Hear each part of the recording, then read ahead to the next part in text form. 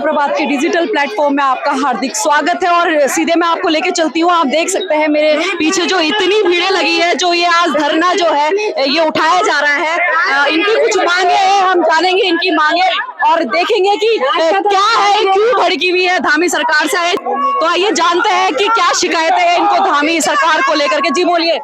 धामी सरकार जी से हमारे हाथ जोड़कर निवेदन है कि हमारे जो भाई बहन बहनें हमारी माता बहनें जो हमारी हैं 10 साल से 15 साल से 20 साल से जो नौकर है, 5 साल से जो नौकर है, उनके समिति की जो हमारी सफाई कर्मचारी चल रहा है, उनकी गवर्नमेंट सर्विस देने की कृपया करें धामी जी। और हमारी यही शिकायत है कि हमारे अगर कोई समिति का कोई भी आदमी बीमार होता है, उसकी कोई छुट्टी नहीं दी जाती, हमारा कोई बोनस नहीं दिया जाता, हमारे ना कोई मर जाए तो उसका कोई पैसा नहीं दिया जाता। अच्छा, आप कह रहे हो कि जो है हमारी बहुत टाइम से वेतन अटकी हुई है, वेतन आई नहीं है जी। तो क्या बोलना चाहते हैं? नहीं, हमेशा हमारी 1.5 महीने के बाद मिलती है। जैसे 1.5 महीना खत्म होता है तब हमारी 18, 20 या 21 तारीख के बाद ही हमारी तनख्वाह मिलती है। जैसे परमानेंट लोगों की जो 5 तारीख को 6 तारीख को तनख्वाह आती है, तो हम चाहते हैं कि नाला गैंग और हमारी समिति वालों की भी तनख्वाह समय से टाइम से दी जाए। जब तनख्वाह टाइम से नहीं दी जाएगी तो हमारे पे जो कर्ज चढ़ जाता है, फिर उससे ज्यादा हमारा कर्ज चुकाना पड़ता है। तो हम चाहते हैं हमारी जो तनख्वाह भी टाइम से दी जाए। और धामी जी से हमारी हाथ जोड़कर निवेदन है, हमारी कोई झगड़ा नहीं है, कोई भी आगे हम कोई अपनी परेशानी यही रखना चाहते हैं कि हमें परमानेंट करने की हमारी जो माता बहनें हैं 10-10 साल से 20 साल से, उनको सबको परमानेंट की नौकरी। अच्छा, इनका कहना ये है कि 10 और 15 साल से जो ये टिके हुए हैं काम कर रहे हैं, तो इनको इनकी जॉब जो है परमानेंट चाहिए। हाँ, और वेतन जो है इनका कहना है कि वेतन भी इनको टाइम पे मिले, क्योंकि ये कहते हैं कि हमें अपने परिवार वालों को देखना होता है, इतनी हमारी ठेकेदारी खत्म करी जाए। क्या बोलेंगे? मैम, चाहते हैं हम के जो इसके हमारी ठेकेदारी प्रथा, सबसे पहला जो हमारा बिंदु रखा गया है वो यही है कि ठेकेदारी प्रथा समाप्त की जाए। जितने भी जो भी हमारे पहले हमारी रियाल कमेटी के हिसाब से हमारे कुछ बिंदु दिए गए थे, पहले इनको स्टेप बाय स्टेप के हम कह रहे हैं उसके हिसाब से कुछ भी करो, लेकिन पहले ये हमारी जो क्या ठेकेदारी प्रथा है इसको समाप्त कीजिए पहले। और बाकी जो नया जैसे पॉइंटों के हिसाब से बात कर रखी है हमारी सरकार के आगे दे रखा है, तो हमारी समस्याओं का समाधान करें जल्दी से जल्दी। भाई जो इतने सालों से लगे 20-20 साल जिन्हें हो गए, उनको परमानेंट करके स्टेप बाय स्टेप करें, लेकिन जो भी हमारी समस्या का समाधान करें। सबसे पहले ठेकेदारी प्रथा का अंत करें सबसे पहले। तो 20 साल से जो ये कह रहे हैं कि हम अड़े हुए हैं अपने कार्य में, तो हमको परमानेंट जो है किया जाए, ताकि जो है हम अपनी लाइफ को अच्छे से जी सके। इनके फैमिली को लेकर इनको कई प्रॉब्लम, आप देख सकते हैं कैसे चला रहे हैं, बताइए। हम परमानेंट होना चाहते हैं, आप चाहते हो कि परमानेंट होना चाहते हैं। अच्छा, आपका परिवार कैसे चलता है? परिवार ऐसी दिहाड़ी में चल रहा, कैसे करें? आपको कितने साल हो गए? हमें 15 साल हो गए। 15 साल हो गए, अभी भी परमानेंट नहीं हुई है अभी। अच्छा, तो इनकी मांगे हैं कि इनकी जो ये मेहनत करते हैं 15-15 साल तक जो है इन्होंने कार्य किया है, तो अब इनका कार्य जो है वो परमानेंट किया जाए। तो थोड़ा आगे बढ़ते हैं, आगे देखते हैं। बहुत सारे लोग हमारे साथ जुड़े हुए हैं और बहुत जो लोग हैं यहाँ पे, हम उनसे जानने की कोशिश करेंगे। आप देख सकते हैं। जी सर, बोलिए। यहाँ लोगों की उम्र खत्म होने लग गई है नौकरी करते करते डेली वेजेस पे। आज वो उस मुकाम पे कि 60 साल के बाद पहुंच गए, तो अब सरकार उनका संज्ञान नहीं ले रही है। 60 साल बाद वो कहाँ जाएंगे? कहाँ जाएंगे? वो 15-15 10-10 हजार रुपये में ठेकेदारों से नौकरी करवा रहे हैं। आज उम्र 58 साल 55 साल 60 साल होने को लग गई, लेकिन अभी तक 20-20 साल काम करने के बाद पक्के नहीं हो पा रहे हैं। तो आज माना रिटायरमेंट हो जाता है, उसे कुछ नहीं मिलता, वो 10,000 रुपए में आता है, अपना क्या करेगा गुजारा? बच्चों को पढ़ाएगा, अपना घर मकान बनाएगा, क्या करेगा? वो मजबूरी है, लेकिन सरकार सुन नहीं रही है हमारी। तनख्वाह 2-2 4-4 महीने में एक बार तनख्वाह 1 महीने की मिलती है। ठेकेदार पैसे लेकर के दबा देता है, कहता है जी आगे से पेमेंट ही नहीं हुआ हमारा। कर्मचारी कंटिन्यू काम करता रहता है, 365 दिन वो पदमा मजदूर की तरह लगा हुआ है, लेकिन सरकार हमारा संज्ञान नहीं ले रही है। तो है नहीं। बताइए, जैसे जिस तरीके से कहा जा रहा है कि 15-20 साल कार्य करने के बाद भी जो है पक्की नहीं हो रही है, और साथ में जो है वेतन भी टाइम पे नहीं मिलता, और 10-10, 15-15 हजार से आपका गुजारा नहीं होता। क्या बोलना चाहते हो आप सरकार को, बताइए। मैं मंगलौर से सुरेश डोगरा जी सह सचिव हूँ। इतना उत्पीड़न सफाई कर्मचारियों का हो रहा है, इतना उत्पीड़न हो रहा है कि 40-40 साल हो गए लोग 30-30 साल के, 40-40 साल हो गए हैं, ना पक्के करते हैं, ना टाइम पर तनख्वाह देते हैं, ना वर्दी देते हैं। इतना शोषण है कि जितना बताया जाए कम है।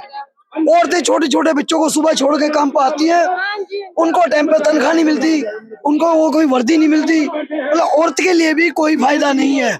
सरकार की तरफ से कुछ तो बेनिफिट हो, सरकार की तरफ से कुछ नहीं है। और सफाई कर्मचारी का इतना उत्पीड़न उत्तराखंड में हो रहा है, शायद इतना किसी और राज्य में नहीं है। तो आप जिस तरीके से देख सकते हो कि 15-15, 20-20, 30-30 साल भी जिन लोगों ने काम किया वो भी यहाँ पे मौजूद है, और उन सबका कहना है कि उनकी वेतन जो है पक्की की जाए, क्योंकि उनका घर परिवार 10,000 15,000 में नहीं चल रहा है और टाइम पे सैलरी भी इनको नहीं मिलती है। तो चलो हमसे जुड़े रहे, हम आगे भी बहुत सारे लोग हैं जिनसे पूछेंगे और लास्ट में निर्णय देखेंगे कि सरकार द्वारा क्या इनके लिए जो है इनकी परिस्थिति के लिए क्या निर्णय लेती है। सारी जितने भी है सबका ये कहना है कि 15-20-30 साल हो चुके हैं लेकिन इनकी जो है अभी भी जॉब पक्की नहीं हुई है और साथ में वेतन जो है टाइम पे नहीं आता। तो क्या क्या कहना चाहते हो आप? मैडम, सिर्फ 15-20 साल ना देखिए, जब से ये देश आजाद हुआ है सफाई कर्मचारी शोषण के पायदान के भी नीचे है। एक तो होता है विकास, एक होता है शोषण। यहाँ पर स्थिति ये है कि सफाई कर्मचारियों के सर के ऊपर पांव रख के सरकार बैठी है। सचिव हमारे सर पे पांव रखकर बैठे हैं। वो ऐसी कमरों के अंदर पॉलिसी बनाते हैं कैसे उनके बच्चे हवाई जहाज से जाएं, कैसे उनके बच्चों को शिक्षा के लिए भत्ते मिले, अलाउंस मिले, कैसे वो 5 स्टार होटलों में जाएं। पर ये ध्यान नहीं देते हैं एक सफाई कर्मचारी अपने बच्चों को शिक्षा कैसे देगा, सामूहिक बीमा कैसे मिलेगा, पेंशन कैसे मिलेगी, इनकी पदोन्नति कैसे होगी। जब से ये देश आजाद हुआ है हमें आज तक एक जमीन का 10 गज का टुकड़ा नहीं मिला है। हम लोग बहुत विपरीत परिस्थितियों में अपने जीवन को जी रहे हैं। अगर आज हमें बीमारी का सामना करना पड़ जाए तो लाखों करोड़ों रुपए का कर्जा आज समस्त कर्मचारियों के ऊपर है। एक कर्मचारी जो कर्जा लेता है ना, उसमें वो गोवा घूमने नहीं जाता है, ना वो अपने यहाँ किसी प्रकार का अच्छा कार्य कर पाता है। उसको उस कर्जे से अपने बच्चों का इलाज कराना पड़ता है, बच्चों की फीस देनी पड़ती है। 90% सफाई कर्मचारियों के बच्चे स्कूल से सिर्फ इसलिए निकाल दिए जाते हैं कि उनकी समय से फीस नहीं जाती है। कर्मचारी मर जाता है, उसकी फैमिली दर दर की ठोकरें खाती है। नाबालिग छोटे बच्चों को झाड़ू पकड़नी पड़ती है। सरकार चाहती है जैसे गुलामी में सफाई कर्मचारी मेला उठाते थे, लोगों की लैटरिन सर पे उठा करके चलते थे, आज सफाई कर्मचारी फिर यही करे। अच्छा, इनका ये भी कहना है जैसे पीछे कर्मचारी बहुत सारे हैं, जो महिला है वो कह रही है कि 15-20 हजार में उनका गुजारा नहीं होता है, तो उसमें आप क्या? 15-20 हजार नहीं मैम, ये 15,000 रुपए 365 दिन में 24 घंटे काम करने के लिए एक माह के मिलते हैं। इन्हें साप्ताहिक अवकाश नहीं, अर्जित अवकाश नहीं, मेडिकल अवकाश नहीं, इनके लिए किसी प्रकार की श्रम अधिनियमों की सुविधा नहीं है। ये सरकारें आंख मूंद करके बैठ गई हैं। अगर नियम अनुसार बात करें और 15,000 कोई बेसिक मान ले, इन लोगों का वेतन 28-29 हजार रुपए तो इस हिसाब से होना चाहिए। लेकिन सरकार और जो सचिव हैं इतने बेकार हैं, इतने नकारे हैं, उन्हें आज तक रोस्टर बनाना नहीं आया। उन्हें यह नहीं पता कि 8 घंटे कर्मचारी से कैसे ड्यूटी लेनी है, 24 घंटे को कैसे डिवाइड करना है, अतिरिक्त कर्मचारियों की व्यवस्था कैसे करनी है। इन लोगों को वीआईपी मूवमेंट के नाम पर बिल्कुल कुचल के रख दिया गया है मैम। चलो, अब आप जो है यहाँ पे धरना कर रहे हैं, तो आप बताइए आप सरकार को लेकर के क्या मांगे जो है आप? हम लगातार 2 वर्षों से आंदोलनरत हैं। हमने एक डिमांड करी थी, सरकार ने doctor Lalit Mohan royal committee बनाई, कमेटी ने सिफारिश कर दी इन समस्त सफाई कर्मचारियों को परमानेंट किया जाए, इन कर्मचारियों को पदोन्नति जाए। पदोन्नति का बिल्कुल स्पष्ट है कि कोई भी कर्मचारी हो उसकी पूरी जीवन अवधि में कम से कम 3 प्रमोशन हो। यहाँ सफाई कर्मचारी जन्म लेता है और मर भी जाता है, लेकिन वो उससे ऊपर नहीं जा पाता। सफाई कर्मचारियों के जो पदोन्नति के मानक है उन्हें शिथिल किया जाए, पेंशन लागू करी जाए, सफाई कर्मचारियों की संख्या बढ़ाई जाए। आज 10,000 पे 2 सफाई कर्मचारी रखे हैं और मुगल काल में भी 2 ही थे। जिस समय ना तो पक्की सड़कें थी, ना पक्की नालियां थी, ना मल्टी स्टोरीज थी, उस समय तो आप 2 समझ में आता था। आज मल्टी स्टोरीज हैं, ये पर्यटन नगरी है, एजुकेशन हब है, यहाँ पे रोजगार के अवसर है, बाहर से बहुत लोग आते हैं, तो यहाँ की पॉपुलेशन से 4 गुना ज्यादा लोग यहाँ रहते हैं। उसके बावजूद भी कर्मचारियों की संख्या उतनी। LIC लाइफ इंश्योरेंस कॉर्पोरेशन स्पष्ट रूप से कह चुका है कि इन कर्मचारियों की औसत आयु बहुत कम है, ये 45 से 52 वर्ष की आयु के बीच मर जाते हैं, लेकिन सरकार आंख मूंद के बैठी है। हमारा स्पष्ट कहना है, अगर doctor Lalit Mohan royal committee के जितने बिंदु हैं उनको साक्षरस लागू नहीं किया जाएगा तो हम लोग यहाँ पर गिरफ्तारी देने के लिए आए हैं, क्योंकि सरकार ने एस्मा कानून लगा के हमें डराने का प्रयास किया। ना तो सरकार हमारी सिफारिश लागू कर रही है और सरकार कह रही है अगर सड़कों पे निकलोगे तो एस्मा कानून लगा के जेल भेज देंगे। अरे तुम क्या जेल भेजोगे धामी जी, हम आ गए अपने बच्चों के साथ गिरफ्तारी देने, चढ़ा दीजिए फांसी, हम अब गुलामी नहीं सहेंगे। बहुत बहुत धन्यवाद हमारे साथ जुड़ने के लिए। और जैसे आप देख सकते हैं कि इनकी मांगे हैं कि इनका वेतन और साथ में जो है जैसे आप देख सकते हो कितने साल हो गए और इतने सालों में भी जो है इनकी वेतन और इनका नौकरी पक्की नहीं की गई। अब देखते हैं आगे सरकार क्या निर्णय लेती है। तब तक जुड़े रहे उदय प्रभात न्यूज चैनल के साथ।